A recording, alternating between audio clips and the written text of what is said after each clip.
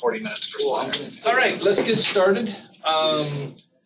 Today, the topic, at least the initial topic, is video. We've got Jonathan here from Thomson Reuters, and I'll let him do his own introduction because he probably has it in as part of his deck anyway. Great. And I'm just setting a timer right now, so I'm going to try to keep this entire thing under an hour. So I'll just be checking back there and speeding up as appropriate to make sure that you guys can get on with your day. Let me make sure this clicky works. I think you have to click on the presentation. Nice. Okay, thanks.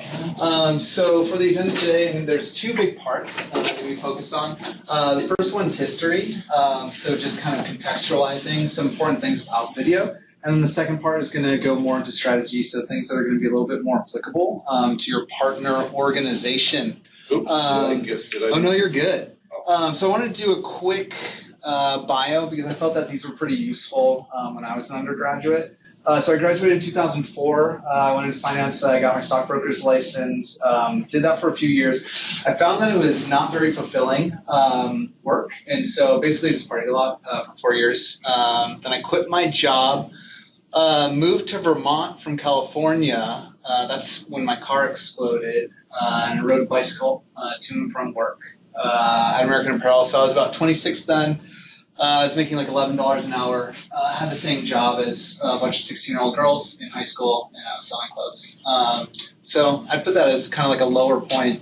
But at that same part, when I was like pretty underemployed, for a college graduate, I just bought a lot of books. You guys are really lucky now because you can actually take classes in this subject matter. Whereas 10 years ago, you just had to buy a stack of books and just start reading about graphic design and how that integrates with video and SEO and PPC and all those other marketing channels. From there, got an internship, which turned into a full-time employment with a small agency called Anthropology, which was still located in Vermont.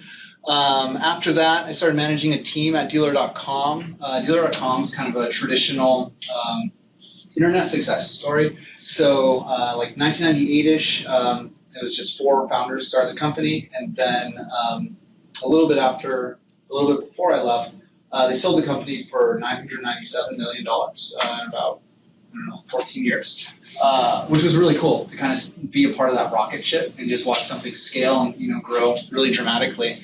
After that, I got recruited to come out here to Minnesota, or I guess next to here in Minnesota. So now I manage the digital marketing team. So it's a team of 90 people that do SEO, PPC, local, and they have some account management functions as well. And then obviously teaching here at UW-Stout.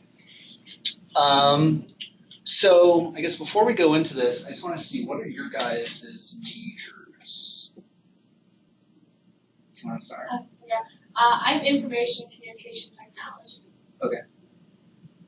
I am a double major in professional communication and emerging media and digital marketing technology.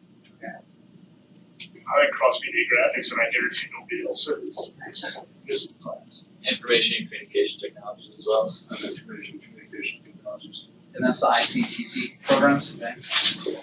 Okay, great. So that's actually really relevant. So probably one of the questions then is, why are we learning about video if maybe our focus area isn't, exclusively on video stuff? And so a follow-up question, who do you guys think makes more money? So there's generalists and specialists. Who thinks that specialists make more money than generalists? Got 2 votes, 3 votes, and then who thinks generalists makes more than specialists? Okay, we got 1 abstain, and then, okay, and Kevin. So that's actually the case. Generalists. So Harvard Business Review last year put out a pretty big study that shows that generalists make about 42% more money than specialists do. And we see that same trend in the digital marketing field as well. So this is just some not necessarily starting salary data, but salary data for people who are placed with the TCG. It's called the Creative Group. They're just like a placement for like ad agencies. But you can see these specialist roles are kind of maxing out around 90K, whereas kind of more integrated roles like digital strategist, interactive marketing manager, e-commerce marketing manager, where you're going to have to know, video, understand graphic design, user experience, SEO, PPC, kind of understanding that whole digital marketing ecosystem, you can see that those guys make about almost double what the SEO and SEM specialists do. So it's good to know about video, even for my own role. Like, I don't use it every day. It's not a specialty, but it is something that's integrated into what I do, most days. And so just as from like a career and kind of personal development standpoint, it's good just to know about video, just to kind of learn more and find more ways to apply knowledge that you're getting in other areas that you're studying right now. So how impactful is video? So right now, about 70% of consumer traffic, or that was for 2016, is related to video, and that's only scheduled to increase over time to 82% in 2020. One big, which I think might be a related factor, is also that reading's in decline. So this is the percent of Americans that have read 0 books in the year. And so you can see 2010 is about 9%, jumping up in 2014 to 16%. And we're seeing that trend continue as well, right? That's why I read a book, you just watch a video, summary of it, read Spark Notes or whatever, is more efficient. So people are looking more and more to video, reading less things. And then we see as people are purchasing things, if you're looking for what college program to sign up for, where to take a vacation, what type of car to buy, video is going to be really integrated into that conversion cycle. And it's not just kids. So kind of your age cohort is more of like the early adopters. So you guys were probably watching YouTube videos, before maybe your parents were. But we're seeing really enormous growth, it tripling year over year for people 55 plus. So you even see that now with like Snapchat, right? It's a video-based social media service, and I have more and more parents that are getting on it, every day. Whereas if you said that a year and a half ago, it would really be in the domain of people probably under about 30 years old. There's also a lot of money there. So about 18 billion was spent last year in video ad spend. So that's just people putting those ads over YouTube. And that's up from 13 billion in 2015. So 5 billion jump in a year. And again, as that becomes a larger and larger portion of overall internet traffic, you're going to see those numbers get higher and higher and higher. So as a result, we see a lot of social media networks and even news outlets moving more and more towards video.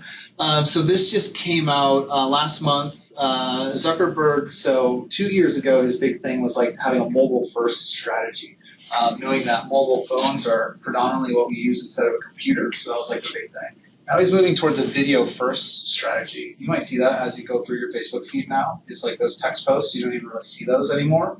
It's more and more autoplay videos of dubious quality sometimes. Some other things that are going to be coming this year on Facebook, they're building out a video app for TVs, so like that like Apple desktop box, Roku, I think Sling is going to get it. So they're going in and kind of positioning themselves as a video network, more so than even just a social network. The ability for sound to autoplay, so that's just kind of stealing that function from Snapchat. If your like sound is on as you go through the videos, autoplays with sound. Facebook's going to be doing that as well. They're also going to be reformatting for vertical video. So right now when you're watching videos, you have to, like watch it landscape. So they're going to kind of reorient that again to be more consistent with that Snapchat user experience, which is showing that they're taking a very video-first approach.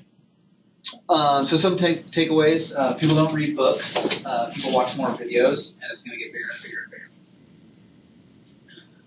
So how did we get here? So this is going to go blast from the past. How many people were alive in 1995? One. We got a couple. Okay, good. So you might remember this. These are called magazines. No one reads these really anymore, right? You just get all your content online. But magazines kind of ruled the age. People were still reading, newspapers that you'd like kind of throw Dennis the Menace style on your porch, right, and read it. It doesn't really happen anymore, obviously. So 1995, we got 56K modem. So that was just through like a telephone and make that weird noise. And it took forever to download stuff. So to download a CD, 1,000 minutes, a movie, somewhere between that and 10,000 minutes, an HD movie would take you basically a month to download. So things that we're able to like stream now, instantaneously, it would take you a month to download this. 1995. Fast forward, modem's got about 10 times faster. You see those times decreasing, but still, to watch a movie, it still takes 3 days to download this thing. You could get a song, reasonably in a whole album in a couple hours, but it's still taking forever. So that time we saw things like Napster, BitTorrent, peer-to-peer file sharing systems, but really early stages, right? Is like you would just share one file, like one MP3 to someone else, and it would take you like 10 minutes to download it, and then you'd realize it was the wrong song. 2007, we're getting faster and faster and faster with our cable modems. So now we're seeing that HD movies are taking about 15 hours to download, so still not really popular for the mainstream yet, but a normal movie only taking about an hour and a half, that's pretty quick. And so coincidentally, right, that same year, you see YouTube getting released, Netflix getting released, Apple Video getting released, right? Because there's more ways to watch this video to get this content. It's all tied together with the technology. So it gets even faster, 2015. And so we're seeing, PlayStation, HBO Now, Sling, Apple TV growing, as it gets faster and faster. So fast forward to now, right, we have fiber, optical. I don't know. Do you guys have that here? What speed? Do you know? I don't know. I live out in the woods. Okay. We've got cable. Nice. Still better than dial-up. Yep. All the way. And so now, as you guys all know, right, you can download an entire movie in like 5 minutes. So as a result, we're seeing video now get built into a lot of different channels, a lot of different platforms. So YouTube getting bigger, now you can watch on demand, like full videos on YouTube. Instagram has videos, Facebook video we talked through, Twitch TV, so you can just stream to watch other people play video games. Lots of live capabilities, Snapchat we talked through, Facebook, Twitter, a lot of different ways that you can interact with people in real time. And again, without the ability of the bandwidth to be so quick, like where it was 15 years ago, it would all be impossible. So you guys can extrapolate out in the future as we get quicker and quicker and quicker, right? Video is going to be more and more relevant, more and more integrated into our day-to-day.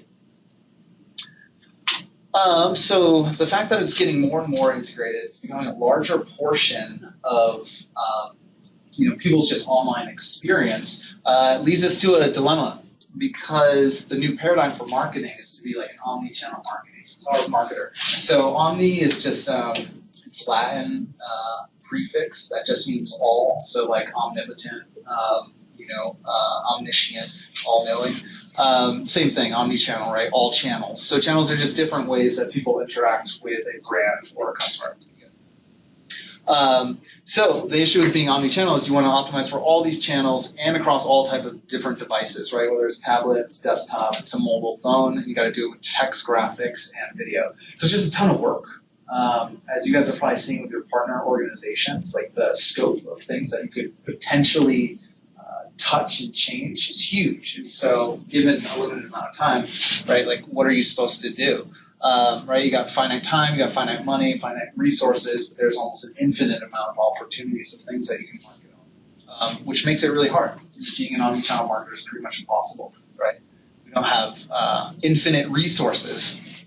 So I wanted to talk some ways that we could pick videos. How do we pick which channels we should prioritize, make videos for? So one clear way to distinguish yourself from others is just through using data. From here, right, it's about a third of marketers use any sort of data at all to inform the type of decisions that they're making. And that's pretty flat over the last 4 years, even slightly downward. You'd expect that trend to be high because there's so much data at our fingertips. Most people just aren't taking advantage of it. And again, you want to focus on things that are important, things that you can control, as well. So one good way to prioritize that list is, just list out all the different potential channels, that you could potentially have. And then start collecting data. There's a lot of different ways to get this data.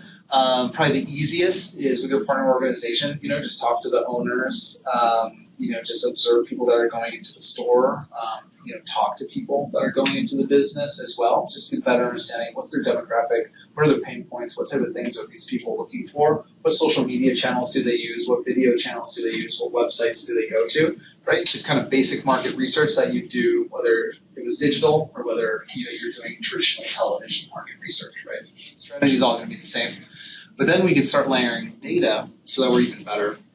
So this is one report from Google AdWords. And you can see here that it helps give some good data on different things people are searching for. So up here we have divorce lawyer as the keyword. And so this tool is called the Display Planner, Google AdWords Display Planner.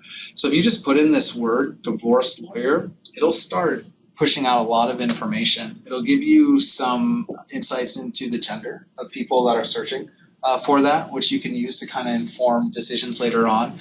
How they're looking at it, so 61% on mobile, so that's a good indicator that whatever video you have, you probably want to optimize that for mobile. And then you can also see what other websites that they're coming for, both on mobile, traditional websites, and also what video websites they're looking at as well. So this is all free data anyone can get from Google AdWords Display Planner, which will help you a lot in getting a better, more quantitative understanding of who your customer really is. Another really good tool here is called Think with Google. Again, this is free. I have the URL at the bottom, /tools/customer journey. So with Think with Google, what you can do is all of these are drop downs right here. And so you can pick different business areas where it's like retail, restaurants, whatever, the size of it, where they are, and all of this data here will shift around. And it'll show you the conversion path, like how people start from like learning about your brand to actually making that, final interaction before they make a purchase. And so you can see all the steps. So for this one, I'm in legal at FindLaw, so medium law. They start with organic search, right? So they're just typing something. Might go to a couple different websites, which refers them to different places. They start doing paid search for things like divorce law, move on to email. They might click a retargeting ad. From that retargeting ad, there's cookies on them, and so they're going to start seeing ad and optimize content on social. And then finally, they'll do an actual brand search like Davis and Davis Law, and then that's when they convert. And so by kind of knowing all these major steps that an audience walks through before they take whatever action you want, you can understand, okay, these are the different touch points where we want to make sure that we're integrating video in some capacity so that we can increase conversion and kind of push them through that conversion cycle. And so one caveat is with this, it's kind of broad. So it just says social, it doesn't say like what social media sites. You got to drill down a little bit further to kind of understand specifically what sites do we want to be looking at. So in determining site appropriateness, generally, like if you're doing social, Facebook is probably a good place. About 8 in 10 of Americans are on Facebook. So you're going to have a large percent of the population. And then Instagram, Pinterest, LinkedIn, Twitter are all there. Pretty much a third of the U.S. population is on those, which is good. We tend to get a lot of like news and media around Instagram, but you got to recognize that Facebook is still a big player in the game. But you can drill down even further, get more demographic info. So if you have demographic info like of the actual people who are coming into your store, see which one matches up with which social media website or video website or whatever. So I just got this data from Sprouts Social, but you can get urban, suburban, rural breakdowns, gender breakdowns, age breakdowns, education, income. You can get all this for like a typical user on any of these platforms, which I'm sure Casey talked about at length yesterday, but that helps you understand, where you should be focusing your time. And so back to, those channels that we had, right? So we've collected data, we understand who our customers are, we understand what channels they're using, what platforms they're using to understand those channels, and then we can start targeting those. And so you want to go into that original channel list, then you start killing stuff that's just not relevant, right? Just do the editing. Don't do something just because your partner business says, I want to dominate Twitter, right? If their users aren't on Twitter, there's no point in putting a lot of effort there. Conversely, if Facebook is the easiest way for them to get customers, build videos for Facebook, build your content for Facebook, optimize it all for that channel. One caveat too is that these channel ratios should evolve over time. So, right now you can come up with a list of channels that make sense for your potential clients. Just know that that's going to change over time. So Snapchat is a pretty good example of that. Right, it's like not really good market. Well, I guess it was always good market penetration, but nowhere near where it is now. Right, they were at about 46 million a couple of years ago. Now they're at 158 million and growing. So they're doing really good numbers. So marketing mix that might have made sense in 2014 that excludes Snapchat wouldn't make sense now, right, as that grows. And in the same way, you might see other channels get smaller, like MySpace, right? It might just make sense to optimize videos for MySpace in 2006. I don't even know how long ago MySpace was. It was a while. That was a while. Yeah, it was a while ago. But the point still stands, right? Is as MySpace comes out of vogue and Facebook kind of replaces it, you want to make sure that marketing adjusts as well. So I want to talk through some more. So now that we've talked through like the more strategic approach to understanding what channels we should be on and kind of thinking through what websites make the most sense, now to move like more tactically and like what specific things might resonate well on whatever channels that you pick. So we're all familiar with the unicorns. So we call them unicorns because they don't exist, really. And so Ryan Toy Review is one of those organizations. So this guy's got, this is an old screenshot, 7 million subscribers there. I think it's even higher now. It's just a kid reviewing toys, basically, playing with his dad. And like if you look at the view numbers, they're insane, right? This is 500 million views on like a kid opening an egg, 96 million on Giant Egg Surprise, another Giant Egg Surprise with 48 million. So again, they know who their audience is. It's going to be parents who are at home. What we see is that millennial parents are searching for more and more things online, like what toy to get the kid or what school program to sign them up for. And so they've done, or maybe looked into, a really lucrative market that buys a lot of things. So advertisers wants to throw ads, onto this content, and so they can make a ton of money, in the process. So I updated it. 7 million subscribers for 331, 8 episodes a week. They get about 500 million views per month. So, assuming that they just make $1 per 1,000 views, which is pretty conservative. Some companies can make like 8 to 10 per 1,000 views. That means he's making about $500,000 a month, making like toy review videos, which is crazy, right? Because that's a lot of money for something that's pretty basic.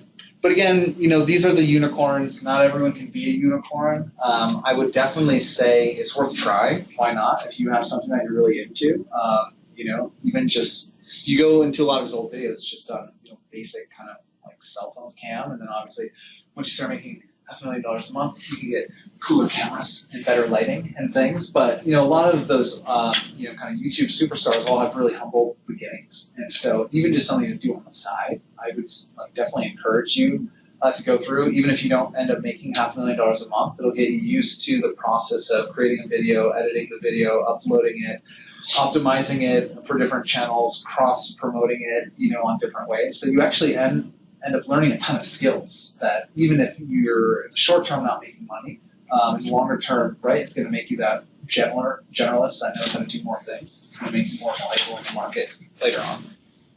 So let's talk about some not unicorn stuff that you guys can do with your partner business. So kind of having more restrained expectations that maybe, 500,000 people might not watch your local business video. That's okay. So one thing that works really well is AMAs. Do you guys know what AMAs are? Anyone spend too much time on Reddit? No? Okay. AMA just means ask me anything.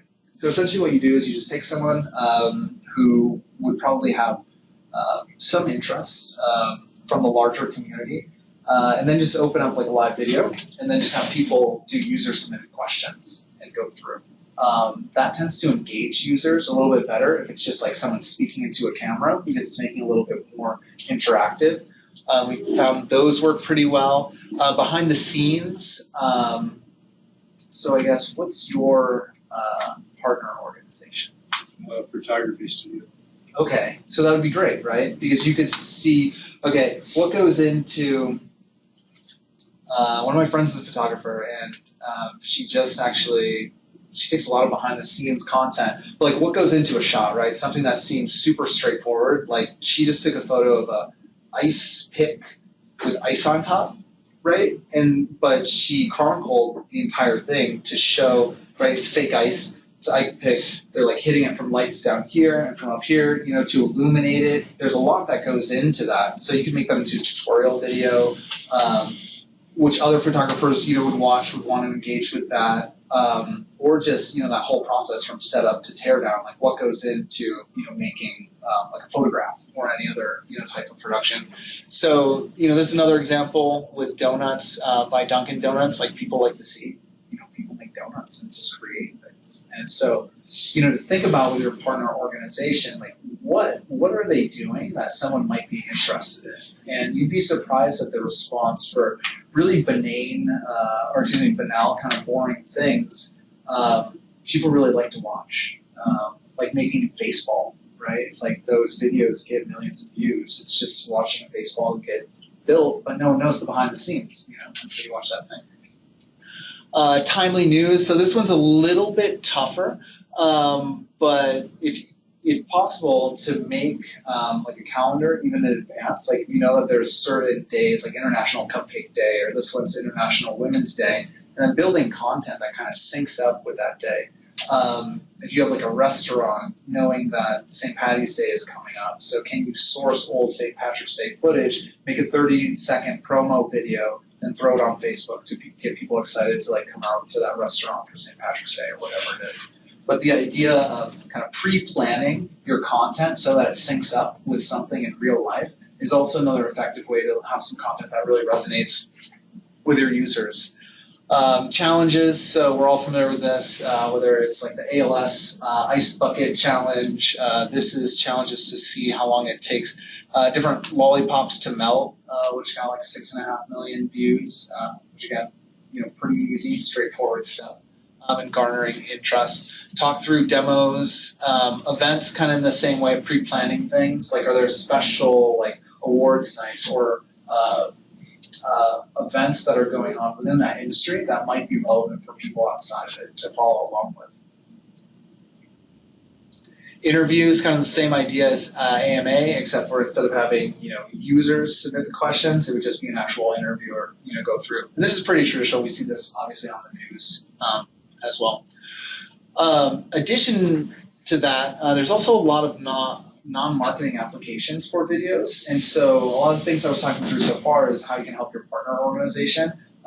Another reason to get involved with doing more video stuff now is that it's becoming more and more integrated into how business is just done in contemporary organizations. So I'm sure that you guys already use like video chat, probably a good amount with your friends.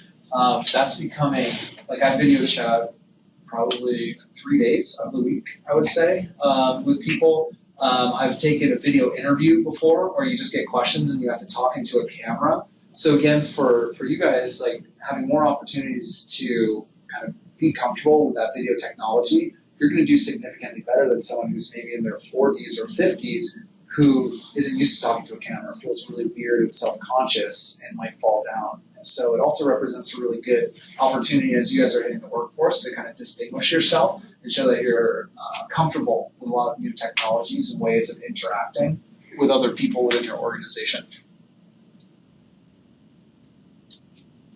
So let me time check real quick. I think we're doing good. Oh yeah, we're gonna get out of here in time. So I want to conclude with some key video formatting considerations. So whatever you decide to do for video, remember, understand your audience, understand what channels, and then what type of content is going to be relevant on those channels. And this is like really tactical, just formatting stuff to think about. One thing is to think about the context.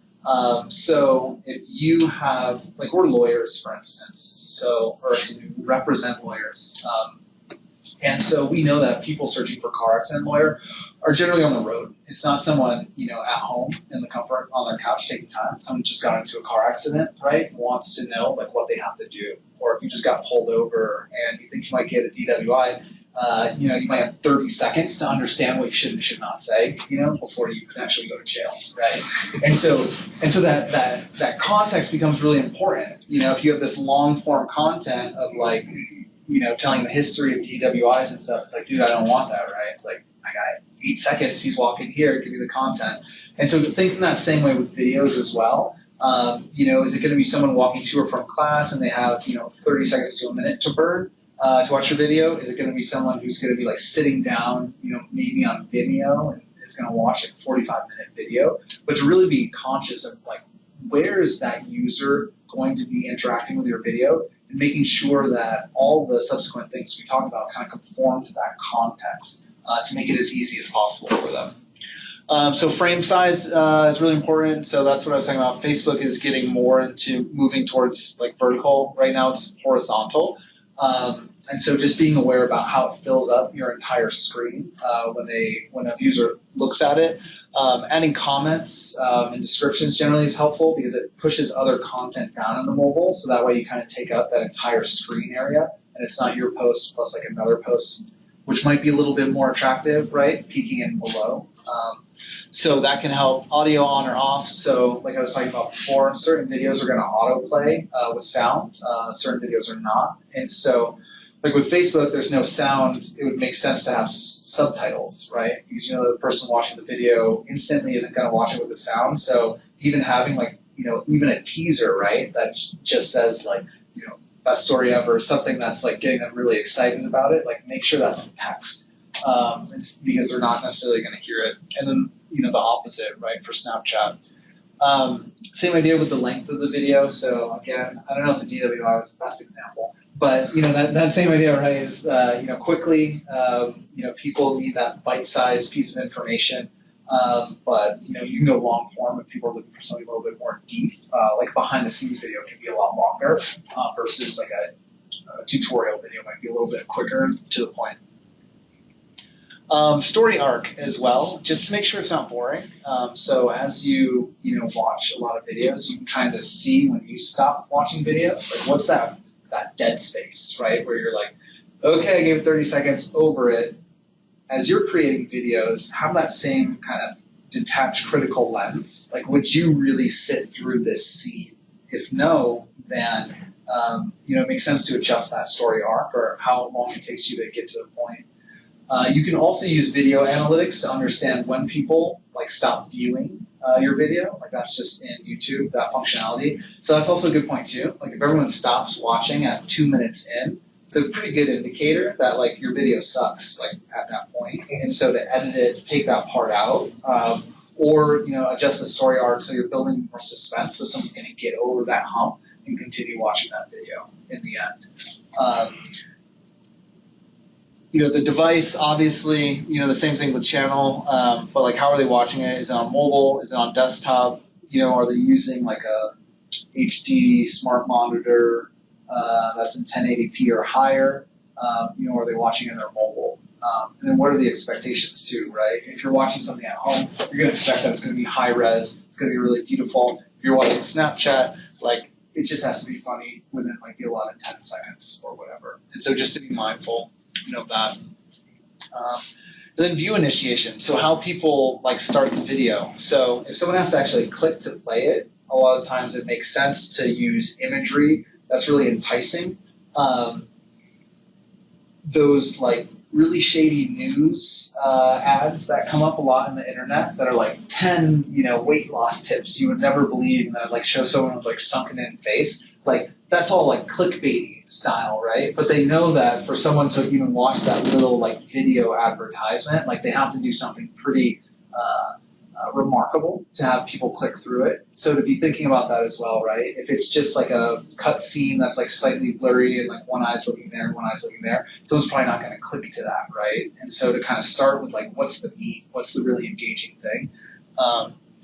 Just to give an example, using that, those Ryan's toy videos are really good examples, right? Because someone's got to click into all of these different videos. So in Photoshop, and this is where like the design integration kind of works, right?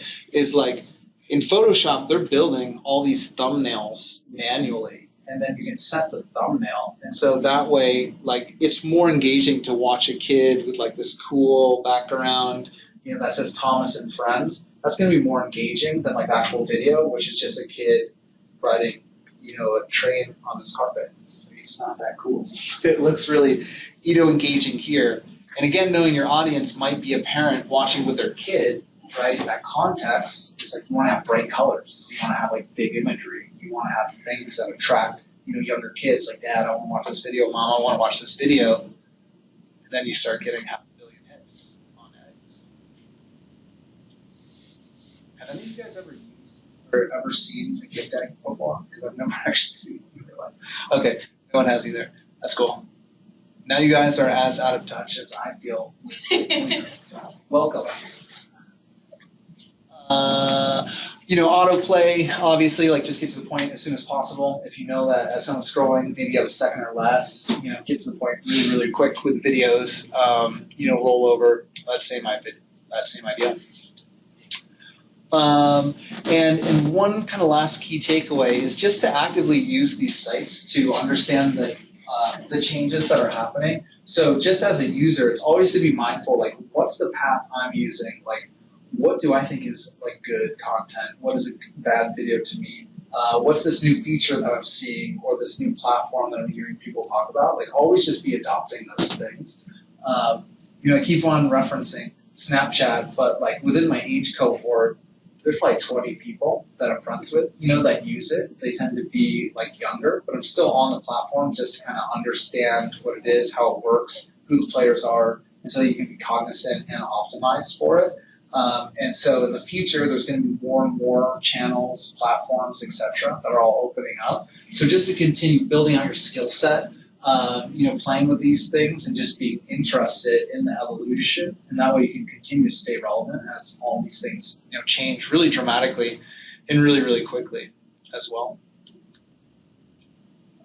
So that's it. I did it way under an hour.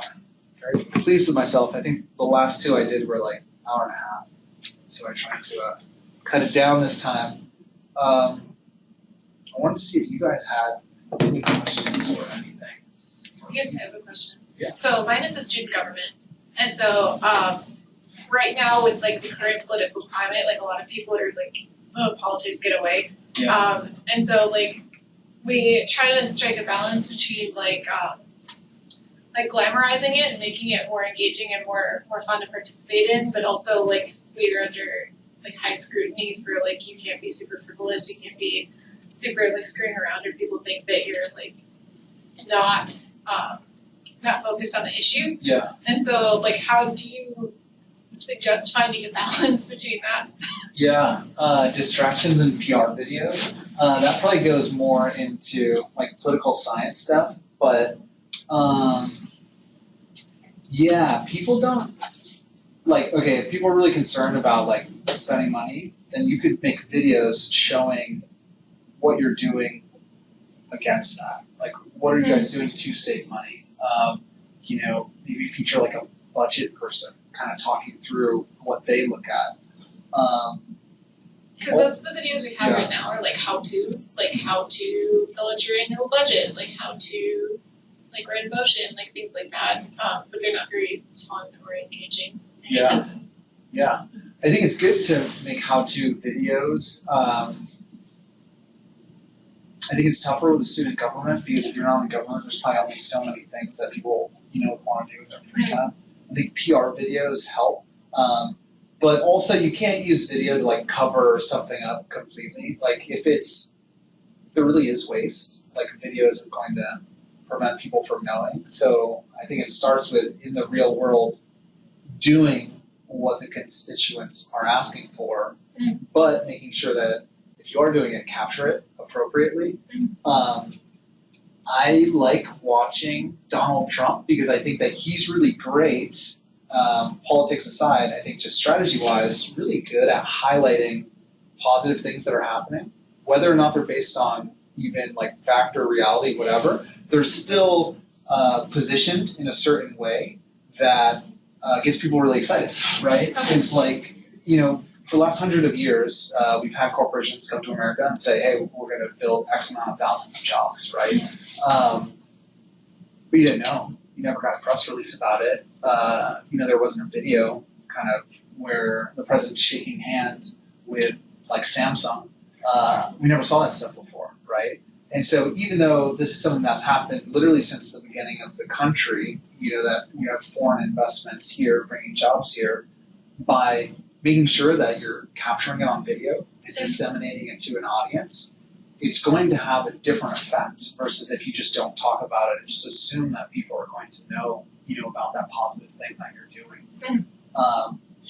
And so I think video is a really great, effective way to highlight things. Yeah. Cool. Thanks. Yeah.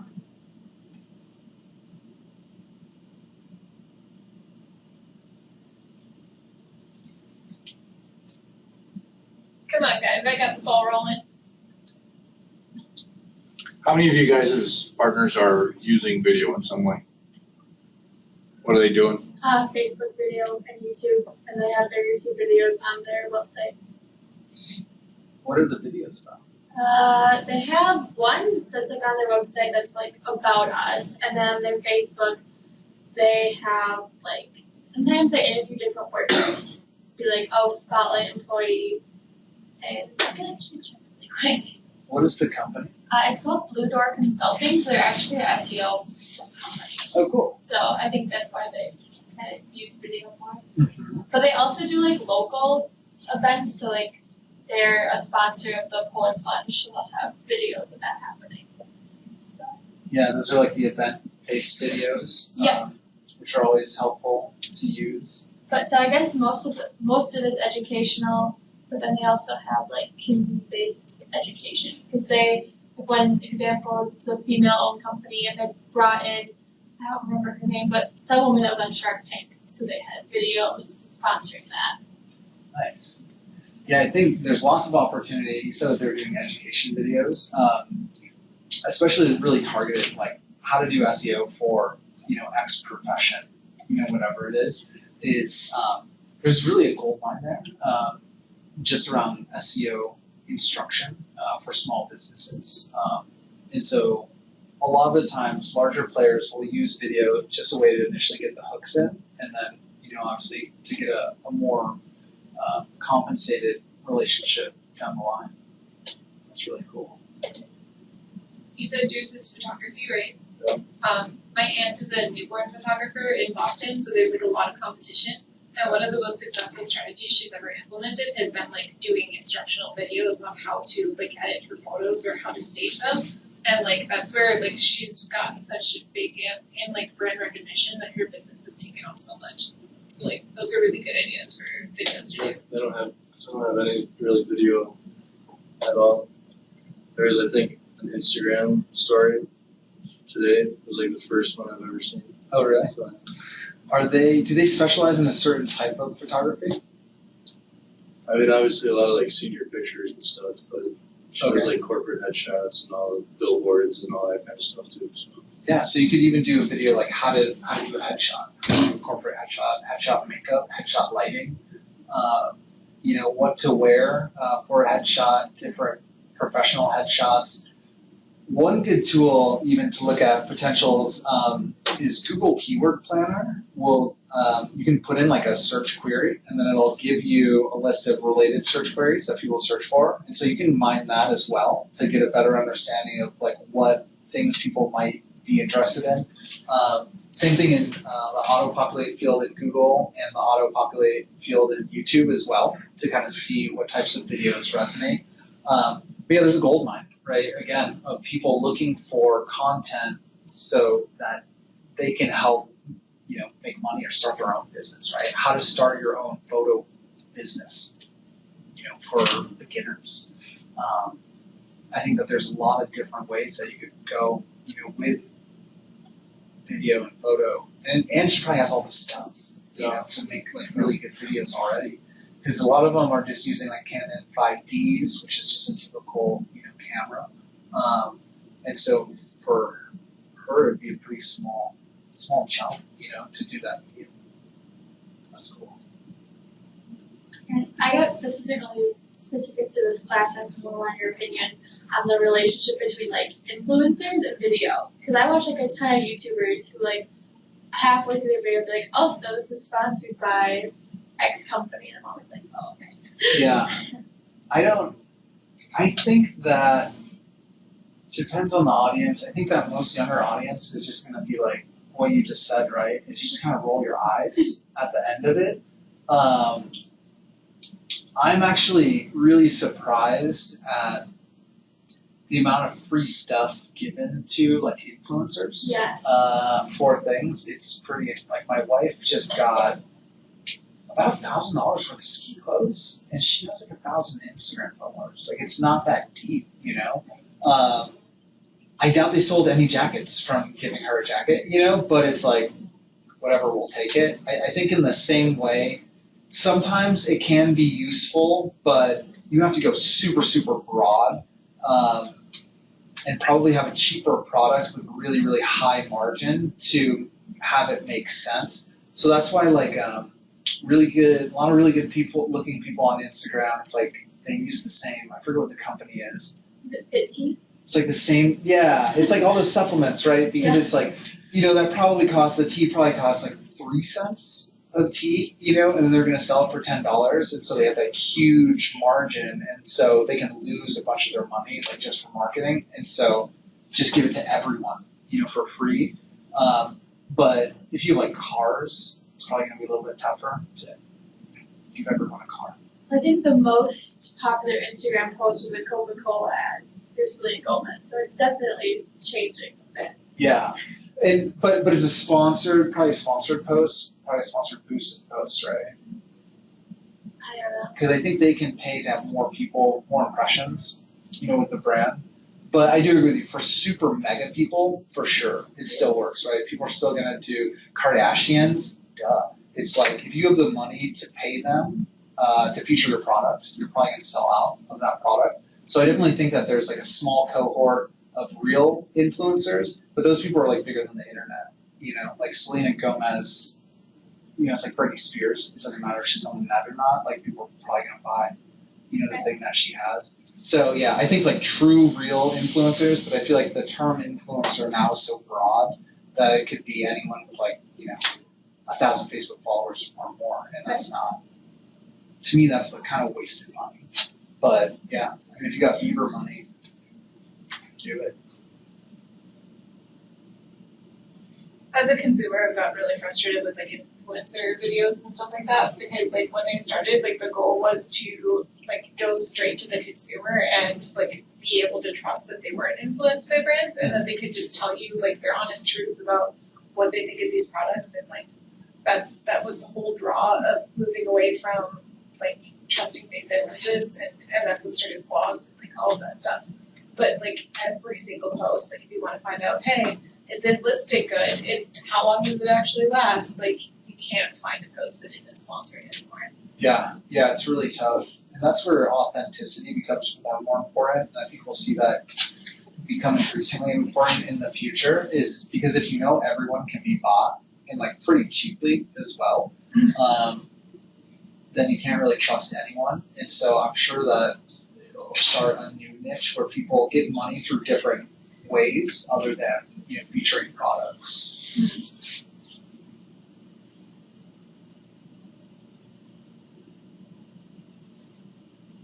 Video is a really interesting beast because it's really easy to get into video and make videos that people will watch. But it's really hard to sort of become that top. It's like, okay, I've got this message that I want to put out. I've got to produce the same video in 8 different ways, depending upon what my target channel is, to optimize it. I guess that's the word. It's really hard to optimize video until you get really big, just because there are so many variables to it. Yeah. And, you know, that's one of the things that I'm looking at right now, too, because I've got my little side channel. It's like, okay, I'm not even going to try. I'm just going to start by building my base content, and then later I'll start branching out. You know, so I've got that core. This is what I'm going to do. And it's like, I know, you know, it's like I could take my 5-minute videos, break them up into what's a total of 10 seconds, and give that highlight to put on Instagram or whatever. Yeah. It's like, yeah, I could do that if my goal right now was bringing Instagram viewers. But it's like you still have to have that content first. So it's like you can't go from zero to hero. You really have to ratchet up your game and go there. But you can go from 0 to, hey, I'm making a difference for my partner organization. Like we had an organization last semester that was a landscaping company. Well, they could go out with a cell phone and record some of the bits and pieces of the projects that they're doing just with their cell phone and make something that's compelling video on their site, because it's like, here's this block wall that we did. Look at how hard it is to actually make that wall. You probably want to hire us. Here's how you do it, but it's really hard to do, you know, that kind of thing. So video, you can go a long way with low quality video, but you hit a wall, you know, where it's like, okay, are we really going to invest into video now, or is this okay? And it's okay to just be okay. Mm-hmm. But yeah, and often it's like you just want to have something. I think that's really helpful, especially for like small localized businesses. You know, there's just a few videos just to understand, like, what do they do? What's the interior look like? You know, is the restaurant typically buzzy, or is it low key? What's the lighting like? Video is just a really quick way to just translate what would, you know, otherwise be pages and pages and pages of text, you know, just to get to the point really quickly.